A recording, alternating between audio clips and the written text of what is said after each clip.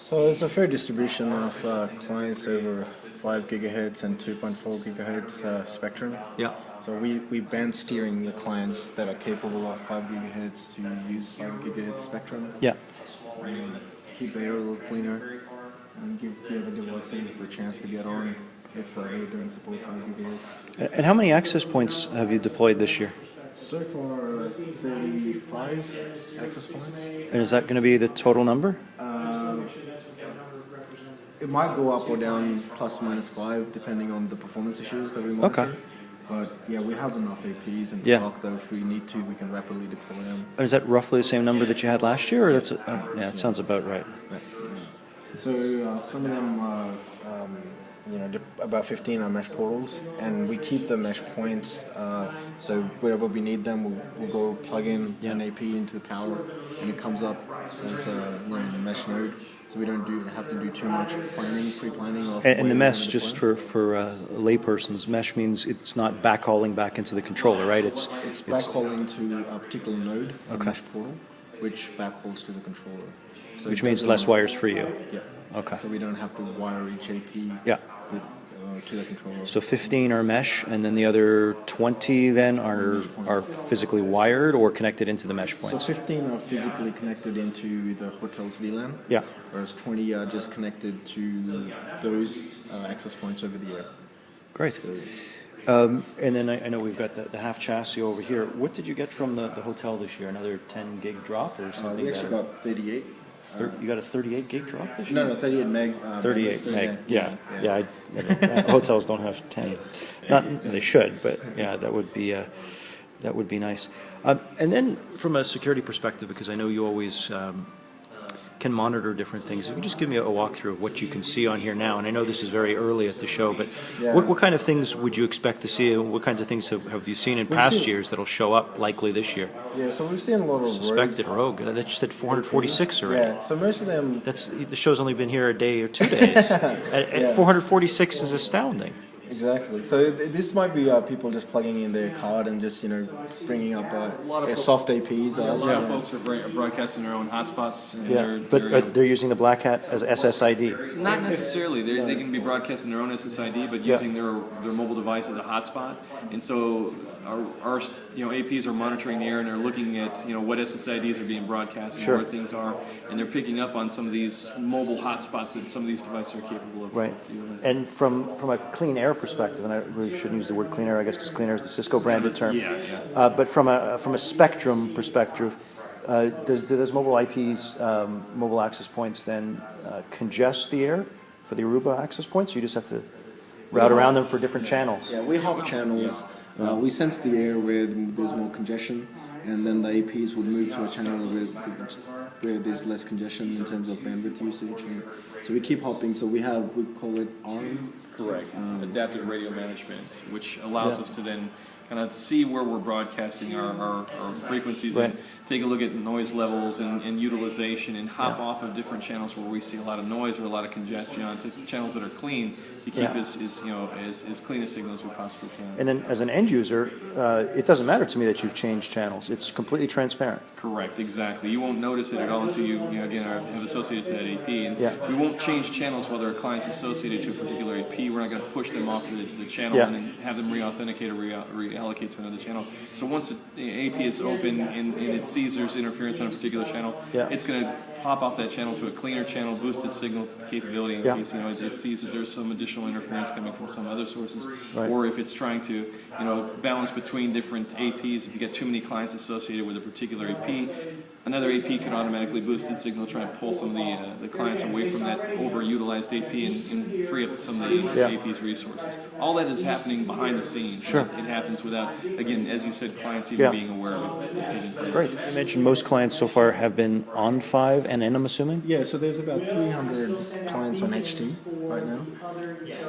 Out of the 500, there's few on A and Gs as well, but large majority of them are using HT. Great. Which is good for us because we can pump more data and give them a better experience in terms of performance. And we kind of force the issue as well. I mean, we'll look at the clients that are associating, and if we see a client that can utilize the 5 gigahertz channel, we're going to force the issue on that client so that we can free up the 2.4 gigahertz channel out other devices will be able to associate in that. Sure, makes sense.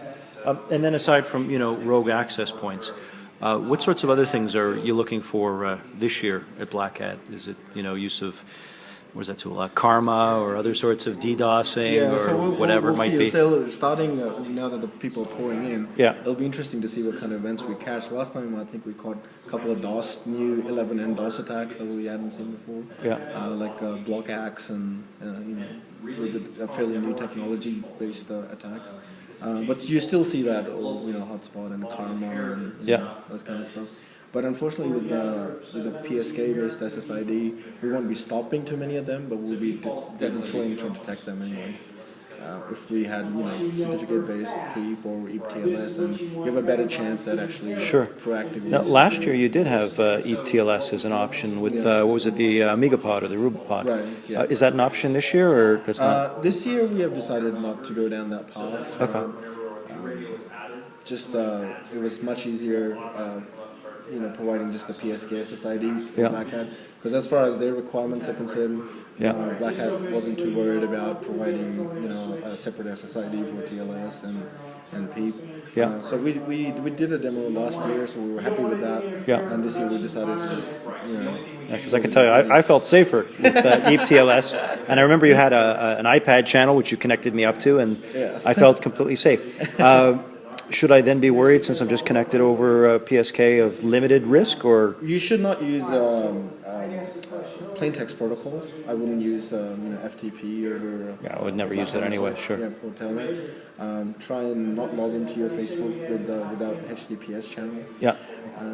Simple things like that. Sure. Because the PSK is out there, anyone with that PSK and the four-way handshake can decrypt your particular traffic. But with like the other SSIDs, the certificate-based system, every time your key is unique. But with the PSK, the derivation of the keys is pretty obvious.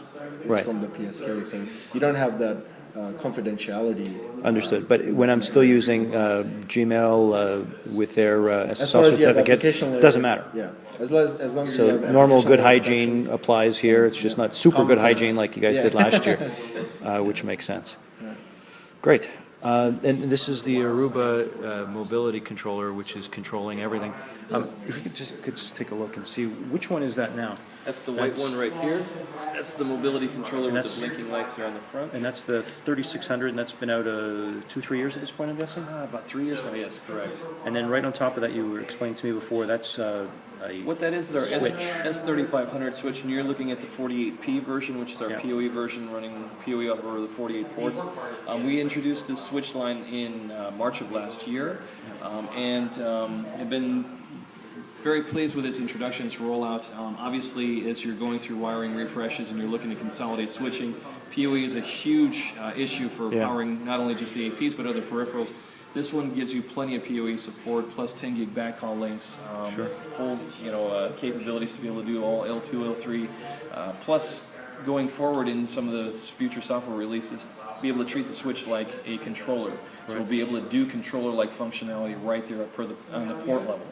So if you want to do firewall, dynamically associate firewall policies per port based on what's plugged into that port, you'll be able to utilize that switch there to be able to do that sort of thing. Great. And then when I'm looking at it, if I look correctly, I see 6, and then your uplink. Where are the other ones that are wired in to the controller? Is that somewhere else? So that's the black cable, that's the flat VLAN for all That's the flat VLAN, from the hotel network. Right. And the blue cable in the middle is just that AP up on the top. And that's not an Aruba instant, is it? No.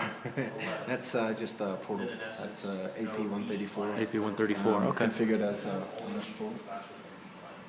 AP134 is a standard kind of thing. You guys used the same one last year, right? Correct. So I see 3 antennas, so it's 3 spatial streams also on this? Correct, correct. And then just from a concurrent user perspective, just because I'm always curious, how many concurrent users does this particular one handle now? Do you have the figures on hand? I'm just curious. 150. Roughly 150 is what you can do. We've tested up to. We've run, obviously, you got to take into consideration the laws of networking and physics and stuff like that. The more folks you associate to a particular AP, the more it's that AP's got to process that traffic. However, we've done tests with these particular APs in very high density environments, running 100 iPads over 2 APs, running full HD video to them, and plus 8 e-learning applications to it in an auditorium environment. We're able to do it again, 100 iPads with all that application traffic over 2 APs. So in terms of densities, these are our workhorses in the density. We do the load balancing between the APs, so if we can't handle too many clients. So let's say for the Augustus Ballroom upstairs, the main room, how many APs are provisioned just in that one room? 8 APs. And that will cover potentially 6,000 people then? Yeah, well, the idea is that those APs are in direct contact with those users in the room, but then those APs can see other APs. Sure. So you're pretty much not utilizing just those 8 APs because they are all configured in a mesh network. They actually load balance between themselves, so they can hand off some of the clients that still have signal strength enough to the other APs. Right. So you don't have to have just divide the number of users by 150 and then you have the number of APs. It doesn't quite work that way. You can leverage the leakage of signal strength from below floor, above floor, and then the APs around in the overall network. Great. Yeah. It has worked for us in the past. So, Now this is, I guess, what, the 7th year you've been here? You've been doing this? Something like that? Officially, I think it's the 4th year we've been the official 4th year for the official, sponsor, but we've been down here for about 7 years providing Wi-Fi capabilities. Because that's about how long I've trusted the Wi-Fi network here. So that's good to know. Any particular challenges you see, now being the 7th year, or is this, par for the course? Because you know exactly what to expect. You've done this enough times. Yeah, so I guess it's the number of users. So we'll see with the newer technologies coming in, the better and better laptops with the better high-performing chips coming in. Yeah. So we're just seeing how the network holds up with the bandwidth consumption in general. So that'll be the interesting observation to make. Because people were pumping about say 20 to 30 megs. Yeah, we've had a spike already in just the first couple of days of about 30 meg of traffic going through the network so far. So it'll be interesting to see when the real sessions start kicking in, when we get to thousands of users coming in, everyone hitting a Wi-Fi network at the same time, what kind of traffic we're going to get and how we balance out all the different clients and such. Yeah. Do we have to bring in the big guns next time, the M3? The 3600 is going to be able to be our workhorse. We might have to bring in the 6000 series and see what we can do, but definitely we'll continue to see, obviously, the number of users challenge us, as well as some of the extra threats that these guys are prone to throw at us too. Definitely be able to classify that traffic. Definitely be able to look and see what attacks we're garnering, and make sure that we can keep the network up and keep it clean. Good. We do have redundancy in mind. We have a master backup controller just in case we face issues with performance in terms of 3600. Reaching its capacity. So we have another controller that we can use that, plug it in, use it as a local or a master backup. But that's not a high availability. That's more like a disaster failover kind of thing. If one thing goes, you can just plug it back in. Oh, so we're trying to, so that's the plan is like whatever happens, we'll use it. Say if disaster strikes, we don't have a controller at all. We use it as a controller. Or what if we hit performance issues with this controller, we can offload some of the use its processing. Performance. Some of the APs can come in on this controller, so they're taking a little bit of processing hit for the master controller. Great.